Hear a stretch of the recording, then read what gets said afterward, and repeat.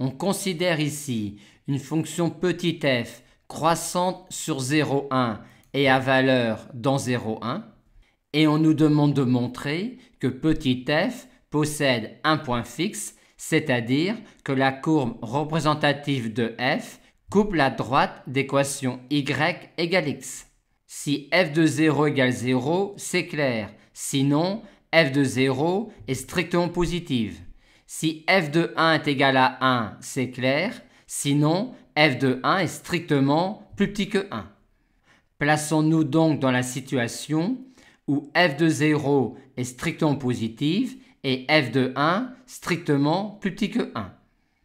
On part d'ici et il nous faut arriver là en étant croissant, mais pas forcément continu.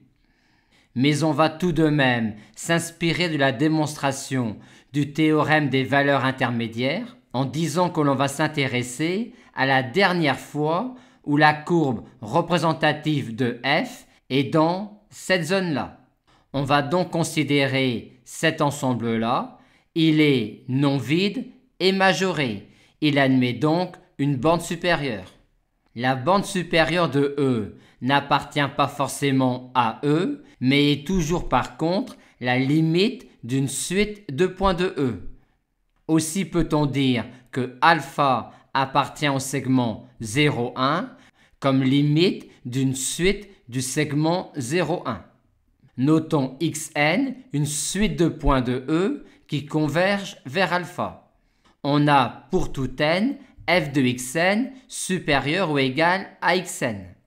Et on aimerait passer à la limite dans cette inégalité-là quand n tend vers l'infini. Cette quantité-là tend vers alpha.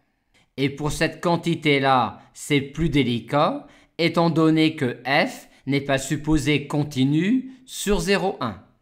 Par contre, f étant croissante sur 0,1, f admet en tout point de 0,1 une limite à gauche et une limite à droite.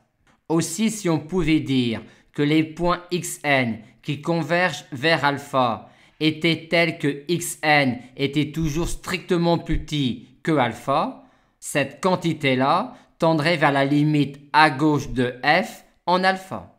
On a toujours xn qui est inférieur ou égal à alpha. Et on aimerait avoir xn strictement plus petit que alpha. Mais si un xn vaut alpha, alpha appartiendra à E.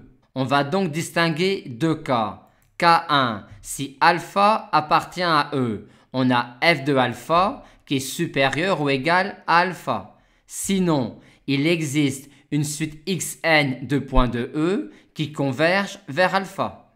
Et comme alpha n'appartient pas à E, on a xn qui est toujours strictement inférieur à alpha.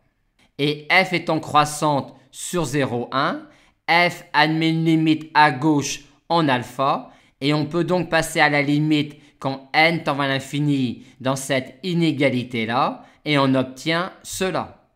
Mais pour une fonction croissante, la valeur de f en alpha est toujours supérieure ou égale à sa limite à gauche en alpha. Par conséquent, dans les deux cas, on a f de alpha qui est supérieur ou égal à alpha. On peut donc en déduire que alpha n'est pas égal à 1 et que donc alpha est strictement plus petit que 1. Maintenant, alpha étant un majorant de E, quand je considère un réel x dans l'intervalle alpha 1 ouvert en alpha, il ne peut pas appartenir à E et on a donc cette inégalité-là.